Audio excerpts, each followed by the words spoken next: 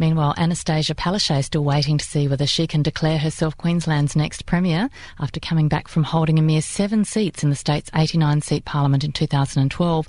Labor is just 2 seats shy of claiming the 45 seats it needs to win. So why did the press get it so wrong in predicting the outcome of this election? Political reporter Margo Kingston has been watching the campaign since the beginning. It's really interesting. The polls all the way through showed that Labor could win. If you watched the campaign, you could see by Friday in the leaders' debate that Campbell Newman knew that Labor was going to win, or win at least with a minority government. What we've seen is a willful blindness by the mainstream media as to what was going on. Just to blow my own trumpet for a sec, I picked the election results on the Friday, so did Brisbane academic Mark Banesh, so did a Brisbane economist John Quiggin.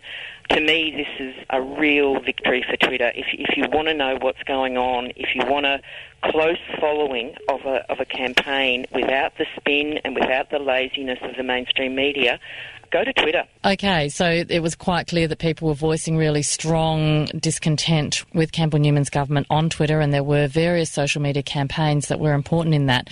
One of those was the campaign to save the reef, and groups like Get Up and parties like the Greens have said that this was a vote to save the reef. Do you agree with that? I think the reef was a huge factor. I think the other huge factor, which was grotesquely underplayed in the mainstream media, was the intervention of Tony Fitzgerald. He gave his first ever television interview on the 7:30 report towards the end of the campaign. He did a devastating editorial recommending that Queenslanders throw out the LNP. The fact is that Queenslanders did not want to go back to the Sir era, and Campbell Newman to them represented a return to that Sir era. It was a campaign run largely on social media.